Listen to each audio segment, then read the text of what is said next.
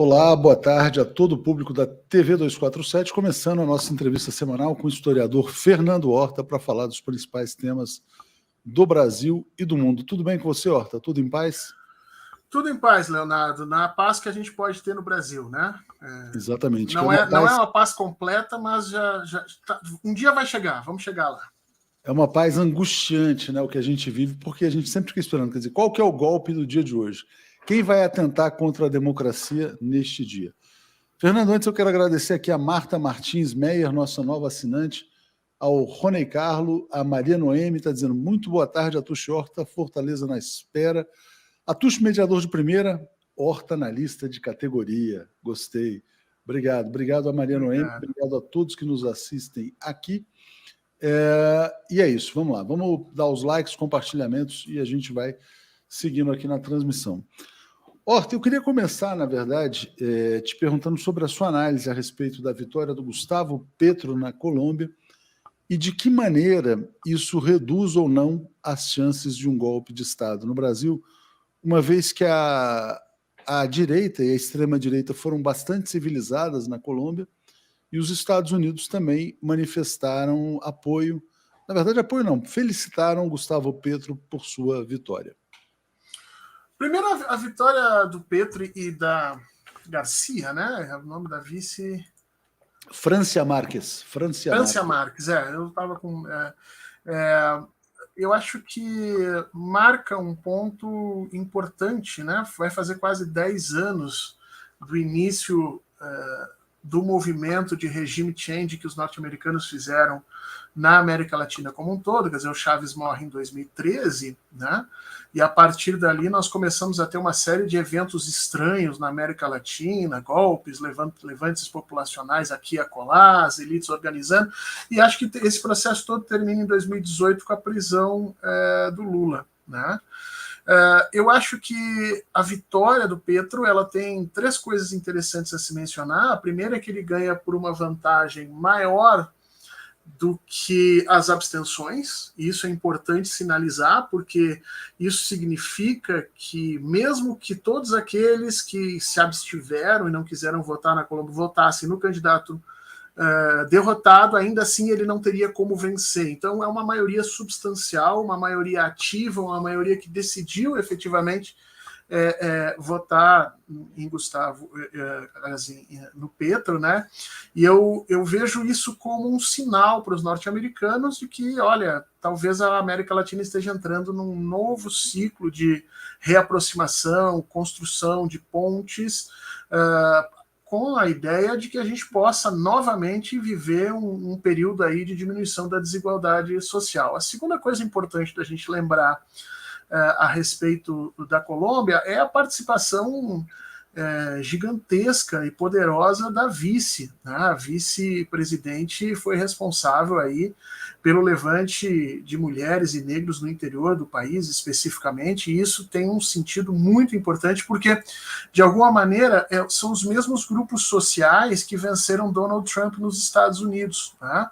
Quando nós tivemos efetivamente movimentos sociais, hispânicos, negros, latinos, em grande medida, votando em direção ao Biden. Quer dizer, é preciso que a gente verifique, que a gente perceba que os estratos mais empobrecidos dessa população estão percebendo a política como uma ferramenta de mudança, uma ferramenta importante de mudança, uma ferramenta que pode transformar as suas vidas. Isso para a América Latina é uma novidade. Nós, na América Latina como um todo, sempre tivemos um descrédito dessa política elitista, das suas instituições insuladas durante a nossa história, né? Isso talvez esteja mudando. A terceira coisa que eu acho que é importante a gente mencionar é que nós estamos recém no primeiro dia, né? Depois da eleição. Não dá para falar ainda que a direita foi civilizada, não dá para falar ainda que nós não temos golpe, não dá para falar nada ainda, entende? Foram feitos os primeiros movimentos civilizacionais para uma transição sadia, uma transição salutar de poder, mas isso não quer dizer absolutamente nada, tá? Fiquemos alertas nisso, porque eu tenho a impressão que o presidente colombiano vai viver alguns momentos bastante duros até conseguir consolidar a estrutura de poder no primeiro ano. A elite colombiana, me parece, não vai largar esse osso muito fácil, né? A gente pode esperar isso de alguma maneira. Agora é bom ficar de olho no que vai acontecer na Colômbia, porque são, vamos dizer assim, são atitudes e estruturas correlatas que vão ser movidas, correlatas às do Brasil, né? Quer dizer, se o Luiz Inácio Lula da Silva vencer a eleição, talvez nós tenhamos também que enfrentar essa mesma oposição das elites e tudo mais. Então é importante a gente estabelecer essa relação aí, de ficar de olho na Colômbia para ver como é que vai acontecer, como é que vai se dar essa transição. De todo modo, né, Fernando, os primeiros sinais foram, mesmo que não diga nada, que eles possam atuar, vamos dizer assim, por debaixo dos panos, os primeiros sinais foram civilizados, do Ivan Duque, enfim, do candidato derrotado. Mas eu queria ouvir ainda a sua opinião sobre a postura do Blinken, né, do secretário de Estado dos Estados Unidos. Porque vamos imaginar, o Gustavo Petro toma posse em agosto. Ele estará empossado presidente da Colômbia, se não acontecer nenhuma surpresa, antes das eleições no Brasil. Possivelmente, inclusive, ele deve até sinalizar algum apoio ao ex-presidente Lula. O campo de força em favor de uma virada aqui no Brasil vai ser muito grande, né? E o poder, na verdade, de ação dos golpistas pode estar eventualmente limitado, né? Não sei se você concorda. Eu acho que privado do seu principal enclave na América Latina, que são como a Colômbia era nos Estados Unidos. Vamos lembrar que é da Colômbia que parte a guerra às drogas, é da Colômbia que parte o plano norte-americano de controle do terrorismo na região sul, é da Colômbia que você tem, na Colômbia que você tem a maior quantidade de bases norte-americanas. Então a Colômbia sempre foi esse estado proxy, né, dos Estados Unidos dentro da América do Sul, passa a não ser. A posição do Blinken é uma posição diplomática normal nesse momento. Eu não esperaria nada de diferente. Os norte-americanos, eles só com relação a uma questão muito própria da Venezuela, ou no caso da Bolívia, que eles partiram para uma violência mais direta, mas de resto eles vão atuar sempre às escondidas, né? Agora você tem razão, começa a se formar um arco, se não me engano a gente só tem Equador, Paraguai e Uruguai nesse momento ainda como regimes de direita na América Latina, né? Todo o restante, América do Sul. Mas se a gente olhar pelo menos, olha, Equador, vamos imaginar o seguinte, o Equador teve aquela lambança no caso do Julian Assange e tal, mas eles têm mantido uma postura pragmática, buscando parcerias com a China, Uruguai também, Paraguai, enfim, quer dizer, não saberia dizer, mas acho que todos esses países, mesmo governados pela direita, acho que eles não se oporiam a uma integração sul-americana, a um processo que os beneficie diretamente também. Não, você tem razão. Não só não se oporiam, como nesse momento em que o preço das commodities vai estourando, em que a guerra da Ucrânia vai levando a situação de abastecimento a uma situação mais complicada, eu tenho a impressão que eles têm só vantagem de fazer essa relação. E aí a gente começa a ver esse arco, vamos dizer assim, de movimentos de esquerda que com certeza retiram uma legitimidade que pudesse vir a ter de uma tentativa de golpe no Brasil. E isso pressiona ainda mais o governo Bolsonaro, né? Tu vê que logo em seguida que saiu a decisão, os filhos de Bolsonaro vieram a público ali no Twitter fazer ofensas, ilações, dizer que agora era só salvar o país do comunismo, era só o Brasil. Quer dizer, bota uma pressão muito grande nele, vai mostrando que efetivamente o caminho que eles têm na frente talvez seja irreversível. Quer dizer, não há possibilidade deles vencerem isso. E isso, para qualquer pessoa racional, Atush, isso seria uma sinalização para que ele não tentasse efetivamente nenhuma medida por fora das instituições, por fora da Constituição, porque ele está se enfraquecendo, internacionalmente ele não tem apoio. Mas Bolsonaro não é racional. E essa é uma característica do fascismo. Eles têm uma percepção, eles se veem como heróis. E o herói é aquele que dá a vida pela sua causa e que toma as decisões mais corajosas, coléricas, intrépidas que você possa imaginar. É isso que Bolsonaro pensa. Então eu não vejo como isso diminua a vontade ou o interesse de Bolsonaro, ou o sentido de Bolsonaro de que ele precisa dar um golpe aqui. Agora, com certeza, diminui a chance de que ele venha a ter sucesso, né? Certamente. A Estela está dizendo: o Brasil precisa se integrar com a América Latina após a vitória de Lula. E o André Henrique dizendo assim: infelizmente, acredito que a Argentina deixará de ter um governo progressista também. Moro em Buenos Aires, Fernandes não está tendo boa avaliação, é fato, mas o Lula vencendo a situação pode mudar. Horta, eu queria te perguntar também, ainda nessa onda da mudança do mundo mesmo, não sei se você acompanhou o discurso do Vladimir Putin na cúpula de São Petersburgo, em que ele decretou o fim da era unipolar. Qual a sua interpretação para isso? Ele está deixando bem claro, o Putin, apesar das pessoas discordarem em grande medida, o Putin é muito claro em tudo que ele faz, né? Ele avisou que ia atacar a Ucrânia se tomassem determinadas atitudes, ele avisou 2 anos antes, 3 anos antes, ele cumpriu, né? Ele avisou que ia ser assim, assim, ele cumpriu, quer dizer, ele avisa antes os seus movimentos. Ele está, de novo, dizendo que tanto a Rússia quanto a China, obviamente seu aliado mais próximo, quanto os países do Oriente não vão se dobrar à força militar dos Estados Unidos da América. E isso em meio a um conflito em que os Estados Unidos claramente estão usando a Ucrânia para desgastar o poder militar russo, né? Então, o que o Putin está fazendo é utilizando meios diplomáticos para mandar um aviso para os norte-americanos e dizer, ó, por meios militares vocês não vão ganhar. E isso, Atucha, é muito perigoso, porque a Rússia ela está desgastada na sua relação militar por estar lutando uma guerra. Para ela manter a equiparação com um exército do tamanho do exército norte-americano, só há um recurso, que é o recurso nuclear. Então, o aviso do Putin é um aviso que vem, vamos dizer assim, nas entrelinhas, existe ali a percepção clara, a ideia clara que o Putin quer passar de que, olha, se for necessário, nós vamos utilizar todas as ferramentas que nós temos para conter esse mundo, né, esse avanço norte-americano. Eu vi com grande apreensão. Eu acho que nesse momento a gente precisaria um pouco mais de cuidado na hora de fazer essas relações com o mundo, porque nós estamos à beira de um conflito sério que talvez a gente não esteja percebendo. Certamente. Deixa eu botar aqui rapidamente 2 notícias na tela que são interessantes. Hoje o Vladimir Putin fez um discurso numa academia militar, está dizendo que a Rússia vai superar as dificuldades, vai se tornar mais forte, ou seja, foi uma formatura militar na Rússia, e ele dialoga muito com essa, vamos dizer assim, com esse estamento militar. O Cleison está dizendo, salve camarada, já te passo, Fernando, fazer um elogio aqui, grande intelectual brasileiro, ao Horta. Antes de você comentar, só quero botar uma outra notícia na tela que me parece também extremamente importante, essa da Reuters, ou seja, fonte ocidental, dizendo que a Alemanha está entrando em recessão em razão da crise do suprimento de energia na Europa. A crise é muito séria, né, Fernando? Então, passo para você novamente.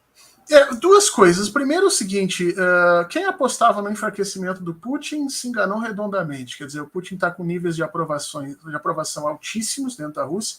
Ele conseguiu criar um nacionalismo russo que estava adormecido em grande medida. Ele conseguiu fazer esse processo de unificação lá. Existem filas de jovens querendo entrar no exército russo. E isso nunca é positivo, tá, gente? Nunca é positivo quando a juventude de livre e espontânea vontade se sente atraída pela resolução violenta, pela resolução bélica dos conflitos. Isso nunca é um bom sinal. O rublo está, vamos dizer assim, na melhor situação frente ao dólar do que teve nos últimos 2 anos, ou seja, as sanções econômicas parecem estar machucando muito mais o restante do mundo do que propriamente a Rússia, e a zona do euro deve entrar em recessão, como nós avisamos já há muito tempo. Todos os jornalistas, historiadores, economistas vinham avisando em relação a isso. A gente tem nessa questão, Atushi, do lado ocidental, muito discurso, muita fala, muita foto, muita internet, e do lado oriental muito pragmatismo.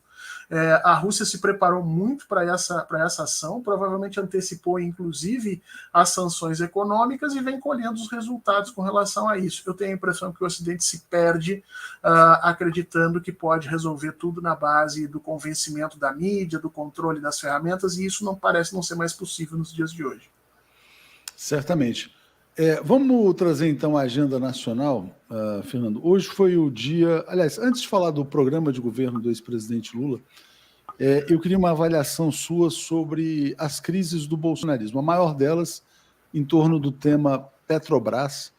O Arthur Lira conseguiu demitir um presidente da Petrobras, mas eles estão tendo dificuldades para enfrentar o capital financeiro nacional e internacional e efetivamente mudar a política de preços da Petrobras.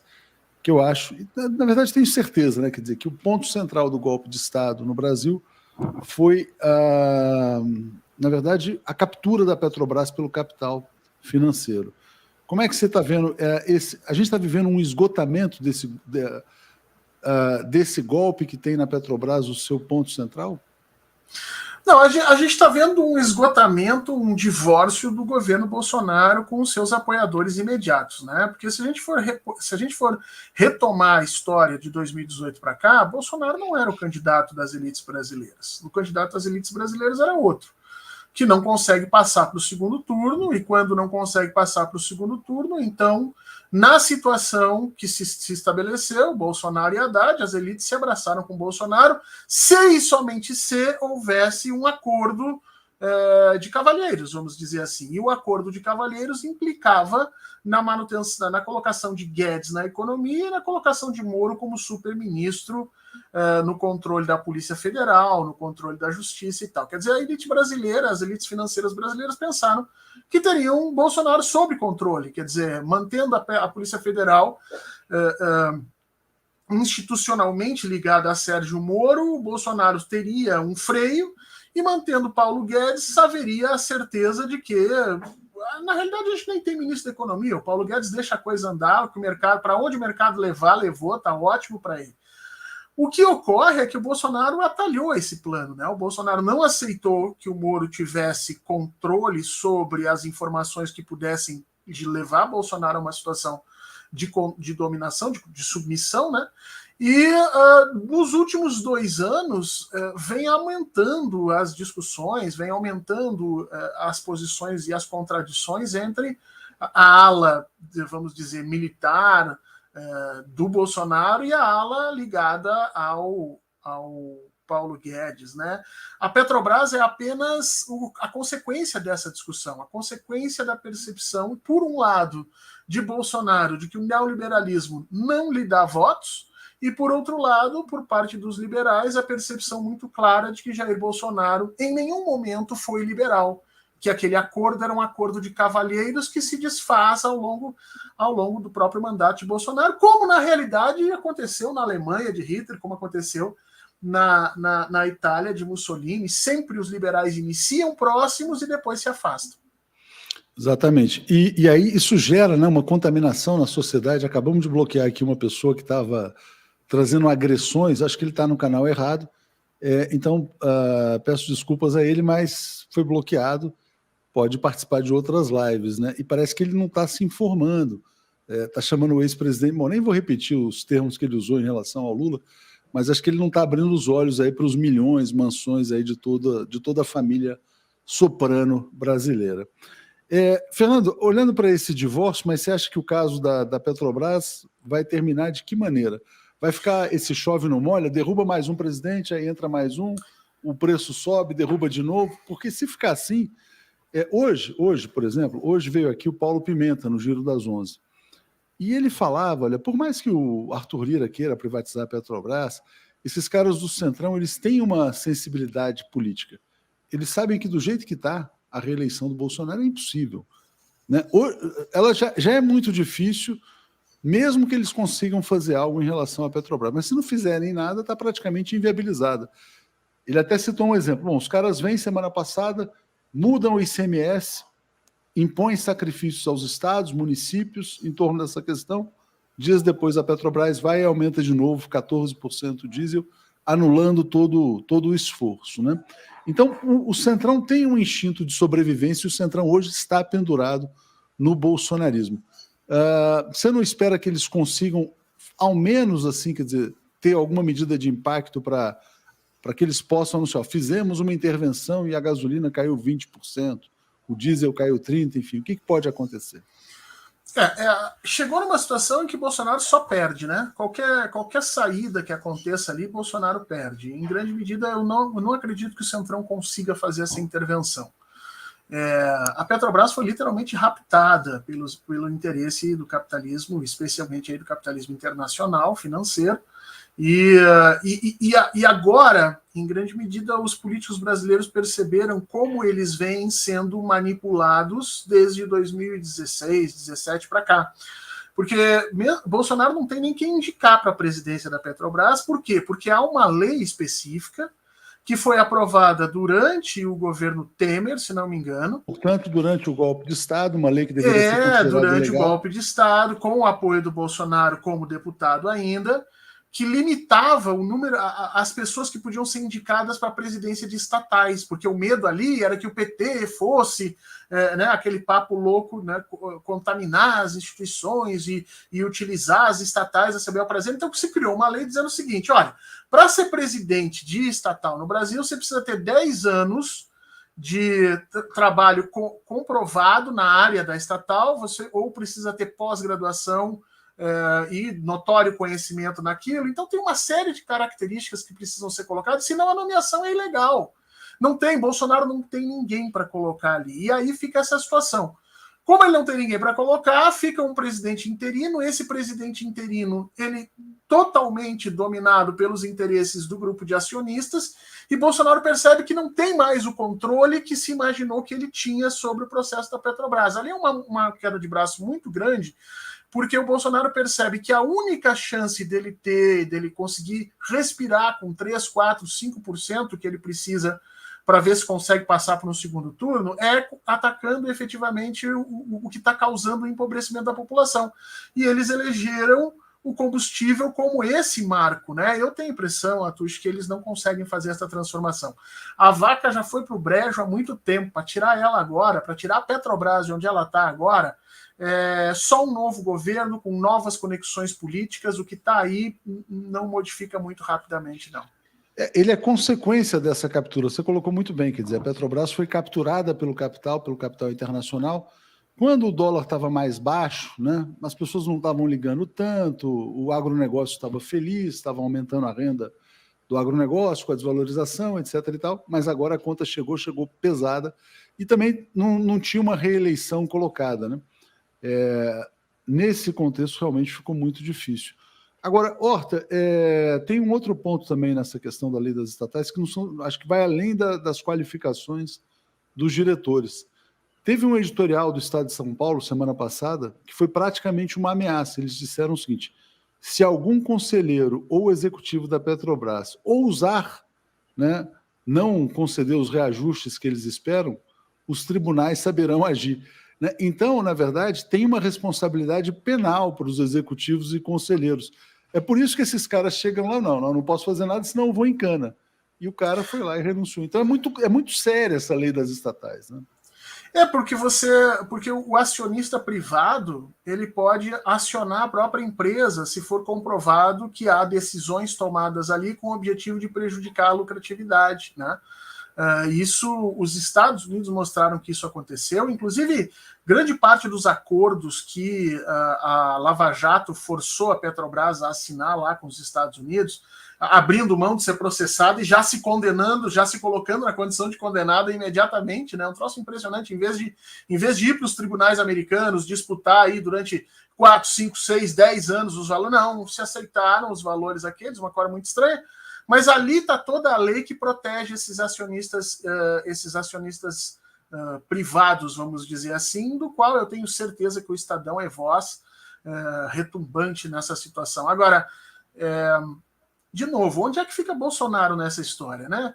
Depois que você abre mão dos mecanismos de controle do mercado, você não pega mais, entendeu? Não tem mais como você segurar. E foi o que ele fez. Bolsonaro achou, porque foi convencido pela cantilena do Guedes, né, de que o mercado era a solução para tudo. E agora ele percebeu que o mercado é a solução para tudo para aqueles que têm dinheiro. Para os que não têm dinheiro ou os que precisam de voto, o mercado não auxilia nesse momento.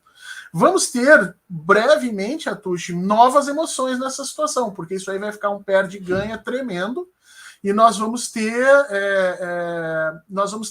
repercussões imediatas na Bolsa. Nos últimos 2 dias, as ações da Petrobras foram 2 vezes interrompidas, as negociações com elas, devido a imensas quedas que tinham sido colocadas. Quer dizer, vamos ter ainda emoções nesse negócio. Se você tem ação da Petrobras nesse momento, não mexa nelas, entendeu? Comece a rezar, coloque elas embaixo de um santo, coloque uns trabalhos ali de mel para ver se você consegue recuperar alguma grana, porque o mercado hoje você não sabe como é que vai levar. Exatamente. Bom, vamos falar então do programa do ex-presidente Lula, que foi anunciado hoje.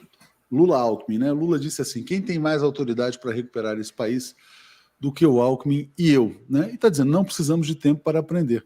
De fato, né, o ex-presidente Lula foi presidente durante 2 mandatos, extremamente bem sucedido, um período de grande prosperidade econômica no Brasil, que até o gado reconhece. O gado reconhece, mas fala assim, não, deu sorte, as commodities estavam altas.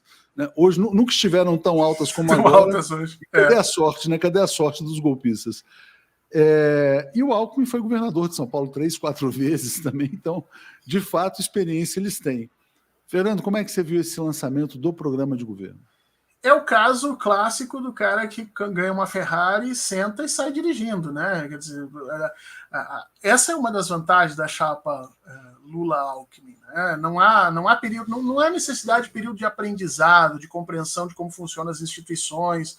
É entrar no 1º de janeiro, ele lembrar de onde é que estavam as coisas dele, se duvidar tem até um casaco do Lula em algum lugar lá, né? Dentro do palácio, mandar pegar as coisas e sair fazendo.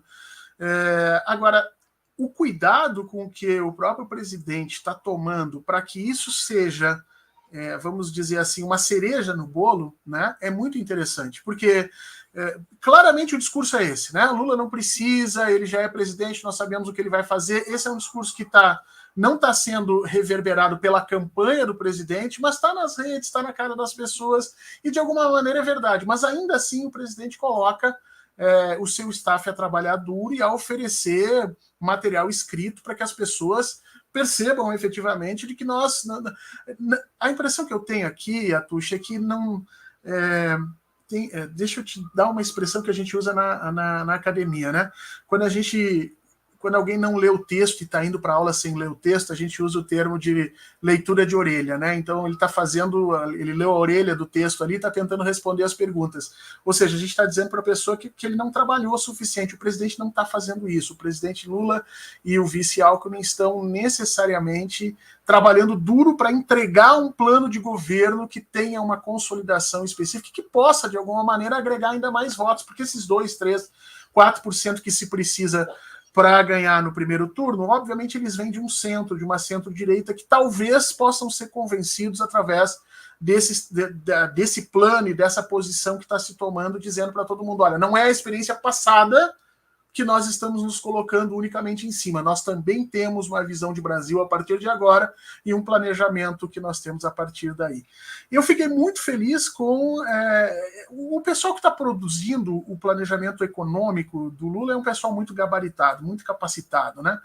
E nós estamos vendo, quem está lendo isso está conseguindo ver alguns rasgos de transição efetivamente para o século XXI, que nós não tínhamos tido no Brasil ainda, né? A discussão eu vai lá. vou entrar nesse ponto, porque você chegou a dizer, Horta, que não, o programa, acho que 2, 3 semanas atrás, que o programa do Lula é mais radical e está à esquerda do que muitas pessoas pensam. Mas quando você vê assim, investimento público, reindustrialização, economia verde, empreendedorismo, alguns podem fazer a leitura de que talvez seja um programa meio liberal também. Então, qual é a sua análise sobre o programa efetivamente? Não é um programa liberal, não. A gente não pode querer que nesse momento a gente tenha um cavalinho de pau, né? Então, algumas questões se mantêm, ou seja, vai se buscar o processo de reindustrialização com a iniciativa privada. O Estado não vai se tornar um Estado industrialista, né, no sentido dele levar isso adiante. Ele vai simplesmente gerar demanda, né? Mas o interessante é para que lado essa demanda vai ser gerada. Vai ser gerada em cima dos eixos antigos da economia, ou seja, a industrialização baseada naquele estilo do século XX, muita utilização de matéria-prima, sem cuidado com o meio ambiente, sem perspectiva de novos produtos, sem agregar muito valor sobre as mercadorias, né? ou nós vamos caminhar para um século XXI, onde necessariamente nós vamos precisar gerar, o Estado vai precisar gerar demanda em cima de uma base industrial mais alinhada ao século XXI. Eu tenho a impressão que o governo do presidente Lula vem sinalizando com essa transformação, que é uma coisa muito interessante, porque vai abrir espaço no Brasil para que a gente reorganize a nossa malha de industrialização, para que a gente repense os caminhos para isso. Eu não sei se a gente tem burguesia para isso, tá, Tuxo? Eu não sei se a nossa burguesia está à altura do desafio que o presidente está fazendo, porque para implementar esse projeto de governo que está sendo estabelecido, para pensar o Brasil numa transição para o século XXI, nós vamos precisar de determinadas pessoas que tenham essa capacidade. E eu vejo o Brasil hoje muito carente de lideranças nesse estamento, né, nessa classe social, nessa burguesia brasileira, de lideranças que tenham efetivamente inteligência e capacidade para compreender o que é o século XXI. E aqui a gente fica nessa armadilha, que é sempre a armadilha dos países oligárquicos e aristocráticos, né? As nossas elites são sempre elites conservadoras, porque não têm capacidade de compreender as oportunidades de presente e do futuro. E será que o Brasil vai encontrar isso agora? Será que nós temos capacidade para isso? O presidente aposta que é possível, mas ele não coloca o Estado nessa condição. O Estado vai apenas gerar demanda. Isso é interessante, tá? Interessante porque permite que haja efetivamente essa relação mais próxima com o Alckmin e com esse liberalismo, mas eles no lugar deles, na função deles, e o governo direcionando efetivamente os espaços. Eu tenho dito para as pessoas, o importante é saber quem é que está dirigindo o carro e não quem é que está sentado na parte de trás. A gente olha assim, investimento público, né? Isso lembra mais o Partido dos Trabalhadores, reindustrialização também. Economia verde puxa um pouco mais para a agenda do PSOL, o empreendedorismo tem um quê de Alckmin aí nessa história. Então tem uma mistura geral aí daqueles que estão contribuindo. De fato, parece ser um programa da frente dos partidos que estão compondo. Vou ler o comentário do Anísio dizendo: o Alckmin está se revelando um bom parceiro, saiu das cinzas para a glória. Pegando esse comentário que você mencionou, Fernando, de que o Brasil talvez não tenha uma burguesia preparada para esse desafio, será que a gente, e olhando um pouco assim, quer dizer, semana passada veio aqui o Fernando Haddad, na semana em que em que o Estado de São Paulo produziu uma gigantesca fake news sobre o contador ligado a Lula, né? Uma fake news muito sofisticada, tal. Aí o Haddad falou assim, acendeu a luz amarela. É possível que essa elite brasileira vá de novo para a história da escolha muito difícil, etc. e tal, que na verdade é fazer um apoio não declarado ao fascismo bolsonarista. Será que apesar dessa briga que você falou entre neoliberais e fascistas, você não tem a oligarquia brasileira que pode estar pendendo para o Bolsonaro mais uma vez? Eu acho que não, Atucho, eu acho que não. Eu acho que a mídia brasileira hoje, como caixa de ressonância dos interesses do capital e da burguesia nacional, da elite nacional, tá? Então, qual é o papel delas hoje? O papel delas é permitir a vitória de Lula, isso está indiscutível, eles não estão apoiando Jair Bolsonaro, mas permitir a vitória de Lula da forma mais dura possível. Veja, uma coisa é Lula vencer no primeiro turno com 60% dos votos. Isso é o pânico dos liberais, é o pânico das elites brasileiras, porque ele sai ungido das urnas e as transformações que ele pode fazer são muito profundas. Outra coisa é Lula ganhar num segundo turno com 51-49, entendeu? Depois de uma dura luta, disputa e renegociação e assumir compromissos cada vez mais duros, quer dizer, cortar o seu próprio plano de governo em determinadas coisas que a burguesia não quer. Então, o jogo aqui não é se aliar a Bolsonaro, mas é evitar que Lula vença com uma diferença de capital político muito grande, porque o grande medo dessas elites é a capacidade de reverter as chamadas reformas, que eu acho que não são reformas, são destruições, né? As destruições que eles fizeram da Previdência e da legislação trabalhista, especificamente do teto de gastos. Esses são os 3 pontos, né? Se Lula ganhar as eleições, mas não tiver capacidade e força política para fazer essas mudanças, eu acho que para a elite brasileira esse é uma situação aceitável. Ou seja, um Lula fraco, né? Exato, a ideia agora é enfraquecer ele, e por isso eles vão fazer essas coisas. foi contratado pelo Lula e depois foi fazer outras atividades econômicas, aí você chama ele de contador ligado a Lula. A gente já viu isso acontecer lá atrás com Abílio Diniz, né? E aí o presidente ainda vai lá e dá um discurso e cita o Abílio Diniz, quer dizer, eu não sei, eu acho que a gente não precisava dar arma para os inimigos nesse momento, né? A gente vai sofrer um pouquinho, não precisava a gente também ajudar os caras. Mas aí esse vai ser o jogo nos próximos 3 meses, em grande medida. Enfraquecer Lula. 3 longos meses pela frente, né? Vai ser enfraquecer Lula para que ele não possa fazer as reformas que foram conseguidas a partir do golpe, de toda a violência do Temer e do Bolsonaro. Anísio Barreto está dizendo, creio que o placar vai ser 55-25, ou seja, um 6-3. Fernando, você acredita que o caso Bruno Dom Phillips vai repercutir nas pesquisas e eventualmente ampliar a vantagem do ex-presidente Lula ou não? Não, acho que não, Atushi. Acho que no caso das pesquisas, não. E vou te dizer por quê. Com o país polarizado, quem realmente está indignado e não aceita o que aconteceu com o Bruno e Dom, já vota no presidente e já está contemplado nas pesquisas, né? Quem realmente não está nem aí para aquilo que aconteceu, já está votando em Jair Bolsonaro. E esse centro, que de alguma maneira poderia, né, a gente imaginar um centro civilizado, né, um centro que se movimente aí por algum tipo de interesse mais nobre, de cumprimento da lei, de respeito da vida, esse centro está, de alguma maneira, muito erodido, muito pequeno, muito fino, né?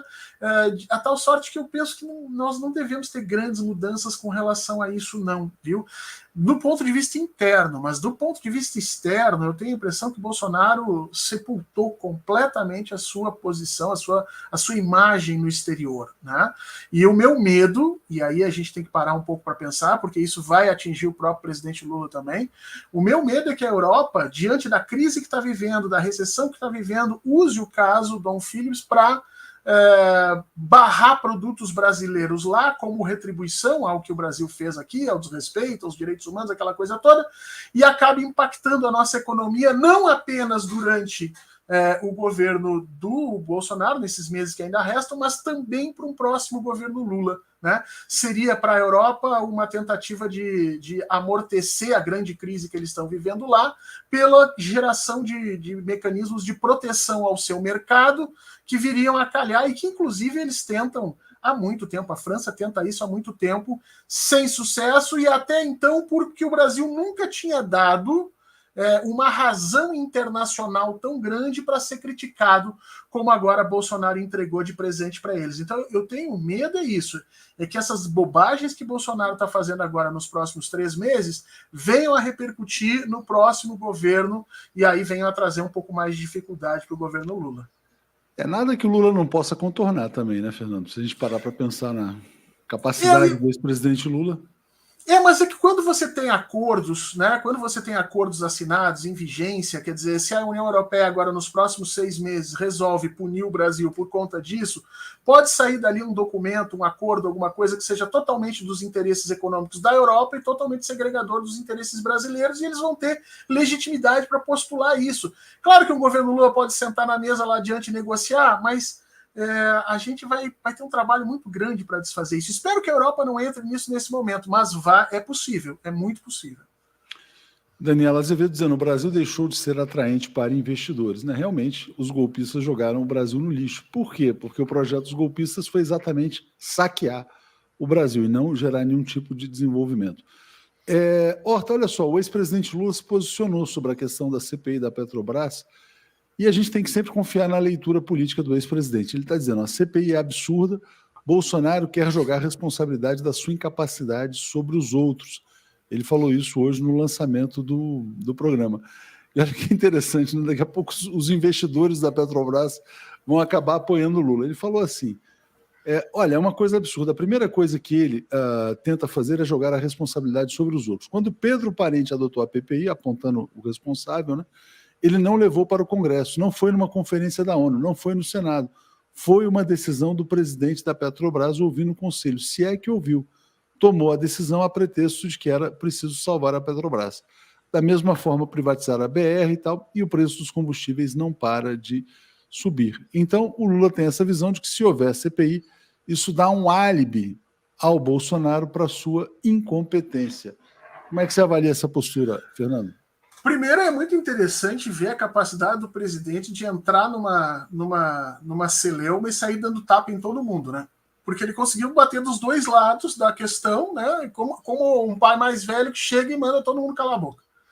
É mais ou menos isso. Ele chama o Bolsonaro de incompetente e irresponsável, mas ele também avisa que essa política de preços da Petrobras, obviamente, está tornando inviável a situação da economia brasileira. Então, isso é a primeira coisa interessante. A segunda coisa que a gente tem que lembrar a partir daqui é que há um compromisso do Partido dos Trabalhadores com uma Petrobras sendo alicerce do desenvolvimento brasileiro. Quer dizer, como é que a Petrobras foi usada durante os governos Lula e Dilma? Foi usada como gerenciadora de cadeias de produção, iniciadora de cadeias de produção, quer dizer, criadora de demandas em diversas situações, tanto que a gente conseguiu reconstruir grande parte da nossa indústria naval com relação com as demandas feitas pela Petrobras. Então, não pode haver dúvida entre os acionistas da Petrobras ou do próprio Conselho de que um novo governo do PT vai recolocar a Petrobras na condição efetiva de empresa-chave no processo de desenvolvimento brasileiro. A questão agora é saber quais os interesses que estão ali envolvidos, né?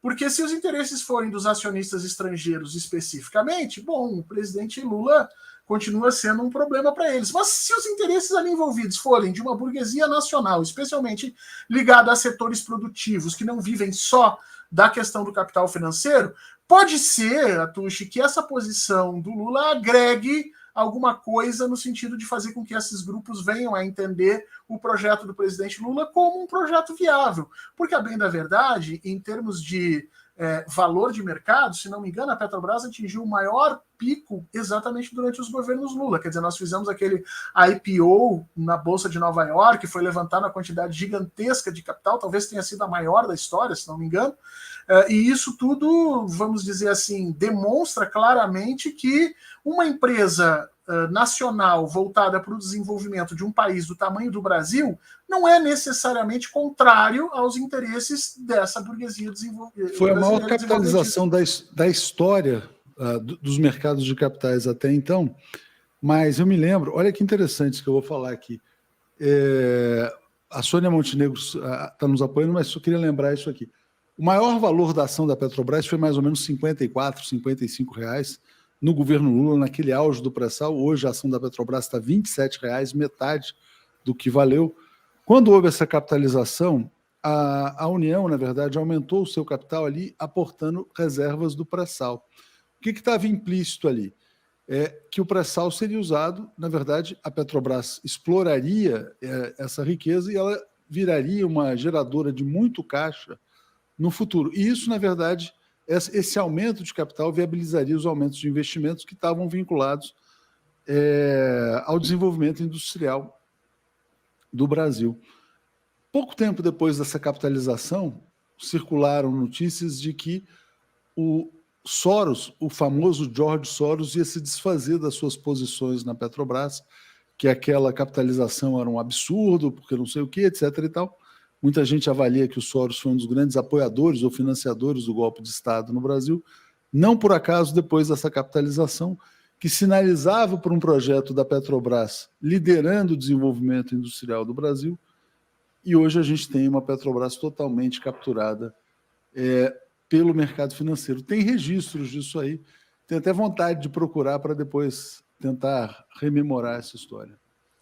Porque o Brasil comprou ações da própria Petrobras, aumentou a sua participação societária ali naquele IPO, né? E havia até um interesse naquele momento de que o Brasil viesse a reestatizar mais espaços, mais pedaços da Petrobras, o que acabou não acontecendo.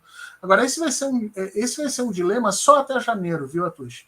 Até janeiro de 2023, as pessoas vão especular com isso. A partir de janeiro de 2023, a Petrobras tem uma função clara nos governos petistas, e eu acho que agora é só uma questão da burguesia brasileira perceber que essa função clara não é necessariamente anticapitalista, muito pelo contrário. Ela pode ser, sim, uma forma dessa própria burguesia também ter os seus interesses colocados. Mas eu acho que o problema da Petrobras e do pré-sal não era nem os investimentos em industrialização, mas os investimentos em educação, sabe, Atush? Quando você faz o marco regulatório do pré-sal e coloca aquela quantidade de dinheiro na educação e na saúde brasileira, isso tem um impacto de longo prazo, estratégico, no sistema geopolítico, no sistema internacional, na geopolítica internacional, muito grande. Um país do tamanho do Brasil, com níveis de produção, de pesquisa, desenvolvimento e tecnologia altos, incomoda muito mais do que um país, vamos dizer assim, industrializado de ponta, com um ciclo industrial ainda muito restrito, muito ligado ao século XX. Pode ser. Bom, Horta, olha só, essa semana a gente não teve pesquisa, né? E eu sei que tem Datafolha que vai sair a campo aí já nos próximos dias. Eu, conversando com pessoas aí do campo progressista democrático, eu percebo bastante otimismo, até a perspectiva de que o Lula possa crescer mais na próxima rodada de pesquisas aí que vem pela frente. E quando a gente olha esses movimentos do bolsonarismo, desespero, CPI da Petrobras, ministro da Justiça agora dizendo que vai auditar a urna eletrônica através da Polícia Federal, isso vai consolidando na sua base um discurso de perdedor. Esse cara está querendo tanto mexer nesse negócio porque ele sabe que vai perder. Então, ele quer melar o jogo porque, sei lá, mais ou menos assim, tá 4-1 para o time do Lula, 30 minutos do segundo tempo, e eles não têm muito o que fazer. Mas queria ouvir a sua expectativa sobre as próximas pesquisas e entrar nesse tema do ministro da Justiça, né, que diz que agora vai auditar as urnas também. Como é que você avalia? São 3 frentes, Tuxi. Está sendo utilizado, o Bolsonaro está utilizando 3 frentes para desestabilizar o Brasil. Vou pegar o exemplo que você pegou, né? Tá 4-1 para o time adversário, nosso time não tem como ganhar, o que nós queremos fazer? Nós queremos patifar o jogo, né? Nós queremos que o juiz, que caia uma tromba d'água, que impossibilite a continuidade, que o juiz tenha um problema, o juiz reserva não pode, alguma coisa que pare a partida, como dizia o Trump lá atrás, né? Stop the count, né? Apaga a luz do estádio, é mais ou menos isso. Exato, apaga a luz do estágio, né? Não tem mais. É isso que eles estão tentando. São 3 frentes que o Bolsonaro está usando.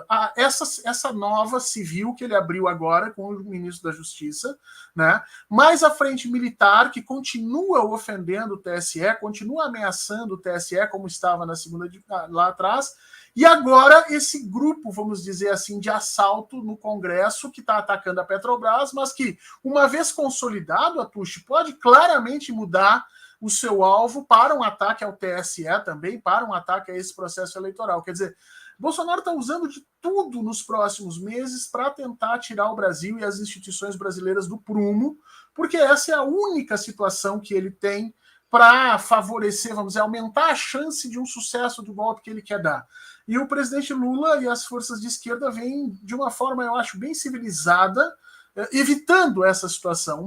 A posição do presidente Lula contra a CPI da Petrobras também é isso, né? Porque ele sabe, ele calcula e percebe que uma CPI agora é uma alteração no cenário político, que é um cenário que, no momento, é favorável à campanha do presidente. Então, não tem que mudar, vamos esperar com isso. O Bolsonaro vai tentar o máximo possível. É aquele cara que fica... Não sei se tu já fez rafting. Já chegasse a fazer rafting? Não, nunca fiz rafting, não. É um troço complicadíssimo, entendeu? Violento, bota você num botezinho inflável, você pega uns remos e vai descer num troço que é feito pra gente morrer, entendeu? Mas é super seguro, só que sempre tem um desgraçado lá no meio daquele bote que fica se jogando de um lado para o outro para ver se o bote vira e ele dá gargalhada de todo mundo. Esse aí é o Bolsonaro nesse momento, entendeu? O Bolsonaro, ele é sobretudo, né, foi o Joaquim que falou isso no Bom Dia, né, falando sobre o fato de ele não felicitar o presidente da Colômbia. Ele é um mau vizinho. Imagina você morar numa casa e ter o péssimo vizinho do lado, aquele cara que sai dando tiro, que briga com todo mundo, que faz confusão. É aquele cara que todo mundo do condomínio gostaria de expulsar, né, do condomínio. É mais ou menos isso que ele representa, mas o cara foi colocado na presidência da República, o arruaceiro. Isso aqui, quer dizer, desse ministro da Justiça, você acha que tem que se fazer o quê agora? Tem que convocar esse cara no Congresso? Qual que seria o caminho para lidar com essa ameaça dele aqui? Olha, se eu fosse plenipotenciário, se eu tivesse no TSE ou no STF como presidente, eu mandava uma nota para ele pedindo para ele explicar e dizer efetivamente o que ele está querendo com isso.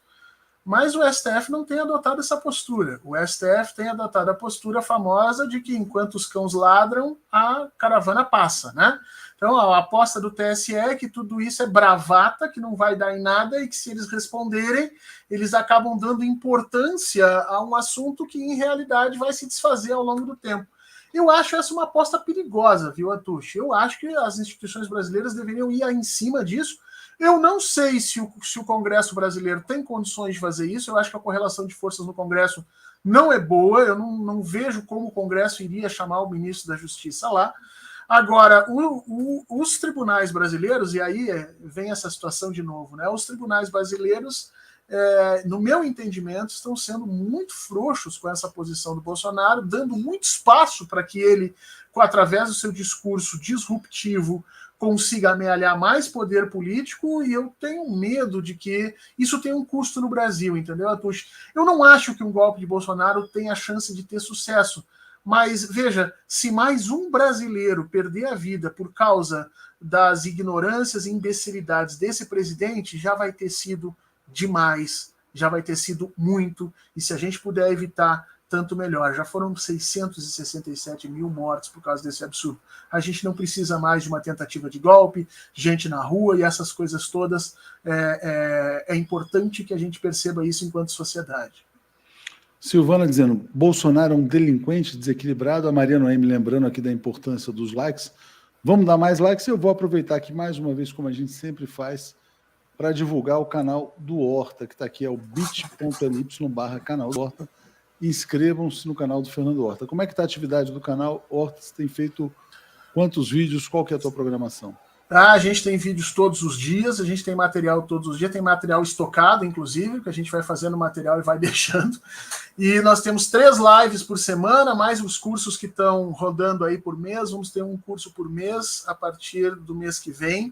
Então participe, se inscreva, nós temos muita coisa por lá, quer dizer, muita interação, muito papo colocado e ainda alguns benefícios para quem se torna membro. Espero todos vocês lá. Vamos lá. Olha só, o Felipe Salles está dizendo, o inquérito das fake news é a nova lei da ficha limpa. Vão tirar o Lula com ela e o 247 será cúmplice pela covardia, né? Acham que com o Lula estão com o rei na barriga, mas tem apenas um peão na mão. Bom, tirar o ex-presidente Lula das eleições com 45% dos votos me parece algo absolutamente surreal. Na eleição passada, todas as pessoas que acompanhavam o processo sabiam que a Lava Jato foi desenhada exatamente com essa finalidade, tirar o ex-presidente Lula da corrida eleitoral. Hoje, não me parece que o Poder Judiciário tenha força para tirar o Lula da disputa, nem interesse, mas já que a gente trouxe esse tema, passo para você falar. É um custo muito alto, Atush. Eu concordo contigo, é um custo muito alto você tirar o principal concorrente hoje, sobre o qual não pesa mais nenhuma acusação. É importante dizer isso, né? Vencedor no Comitê de Direitos Humanos da ONU. Vai se dizer o quê? Porque ele, tipo assim, disse que, sei lá, não eram 6 horas, eram 6h30. Quer dizer, qual que vai ser a fake news? Né? Vai se acusar o quê? A coisa... Eu acho que é um custo muito alto. Eu tenho a impressão que os liberais percebem que é um custo muito alto, mas mais do que o custo alto, você tem que ver o seguinte, imagina que seja efetivamente bem sucedida isso, que você tire o presidente Lula da corrida. A alternativa é Jair Bolsonaro. Você entende? Então, assim, se a alternativa fosse Simone Tebet, se a alternativa fosse João Dória, eu te diria que estaria com medo nesse momento. Mas eu tenho a impressão que o STF devolve os direitos a Lula da forma como devolveu, né? A gente sabe que houve apoio, manifestação da população, a gente sabe que houve um trabalho muito grande dos juristas ali, a gente sabe tudo isso. Mas eles devolveram, né? Numa votação que a ministra Carmen Lúcia, inclusive, muda o voto. Né? Eu tenho a impressão que eles fazem isso porque eles perceberam a longo prazo que só havia uma pessoa, uma figura política que podia bater de frente com o Jair Bolsonaro e colocar essa situação, colocar o Jair Bolsonaro no seu devido lugar, que é Luiz Inácio Lula da Silva. Não vejo como ele tendo condições de fazer, como o judiciário tendo condições de fazer uma alteração desse porte há tão pouco tempo da eleição. Mas, igual, fiquemos alertas, né? Exatamente. Bom, tem perguntas sobre a segurança do ex-presidente Lula, também concordo, todo cuidado é pouco, né? Sônia Montenegro nos apoiando, Margarete Dilson dizendo, Horta e Atucho com análises muito boas, parabéns. Eu acho que esse ponto, né, que está trazido aqui também pelo público da segurança, eu acho que é um ponto essencial, né, Fernando? Eu acho que, quer dizer, antes de tudo, o ex-presidente Lula ele é um indivíduo, né? Então. Eu acho, Atushi, eu acho que a segurança do presidente. Eu tenho a impressão que duas coisas deveriam ser feitas, tá? E aqui não me entendam mal o que eu vou dizer, por favor. Uma das coisas é, obviamente, a segurança do presidente, a vida dele, a organização dele, as coisas todas, privilegiando que ele chegue em condições de saúde e capacidade para governar em janeiro de 23. Não há necessidade de fazer muitos arroubos durante o processo eleitoral. A outra é que a coligação de partidos esteja se precavendo, esteja construindo material, esteja construindo alternativas caso esse sobrenatural de Almeida ou alguma coisa completamente inesperada venha a nos atingir nos próximos 2 meses, tá? É importante que a gente não seja pego desprevenido numa situação dessas. É importante que a gente comece a pensar em alternativas e que a campanha do presidente, as pessoas ali próximas, deixem de lado o moralismo, essas coisas todas, e comecem a pensar de forma pragmática.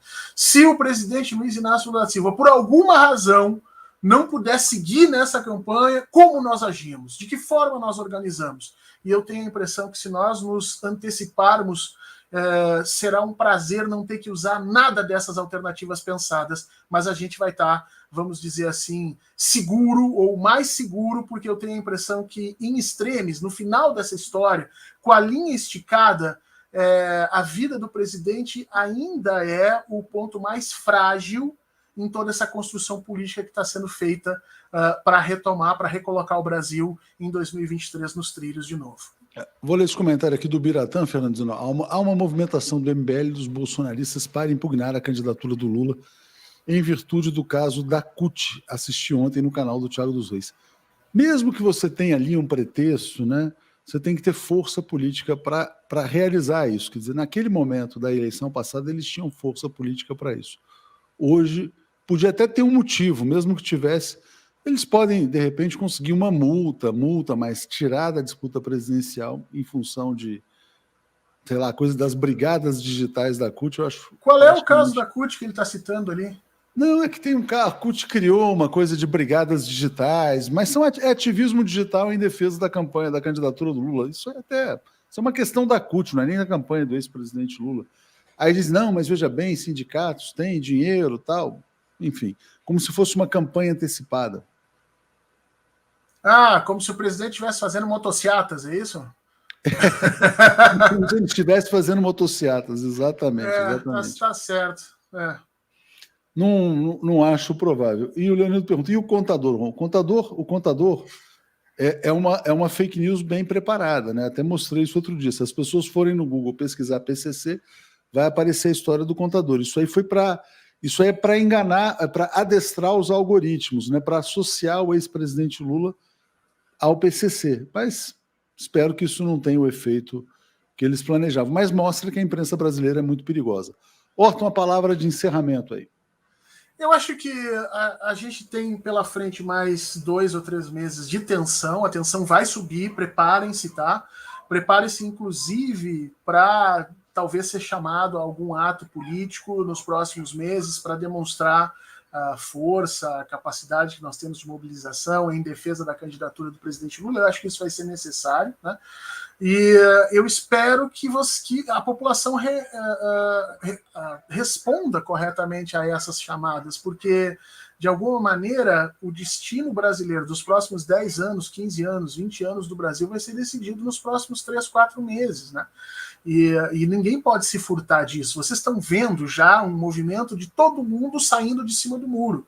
Né? Artistas que vão dar entrevistas dizendo, não, meu candidato é tal, mas se chegar lá e eu tiver que votar no primeiro turno, vou votar. Quer dizer, as pessoas vão ser, nos próximos 3 meses, obrigadas a escolher um lado, obrigadas a estabelecer uma relação de lealdade com um dos polos desse processo eleitoral. Nós estamos, nesse momento, com a vantagem. Esperemos que a gente não precise demonstrar isso nas ruas, mas se tiver, Atushi, que a gente esteja em condições de fazê-lo o mais rápido possível. Nesse momento não é o momento de fraquejar. Agora é a parte final, mais dura que nós vamos enfrentar, mas é o finalzinho, é para exatamente a gente conseguir esse exorcismo. Não vai ser uma eleição, Atucho, vai ser um exorcismo. Nós vamos ter que tirar aquela alma penada lá colocada, fazer, sei lá, limpeza, bênção naquilo lá, desinfectar aquele troço todo, para o Brasil retomar o seu lugar, e a gente vai fazer isso com toda certeza. Obrigado, Horta, obrigado a todos que assistiram e até a próxima. Valeu, gente. Obrigado.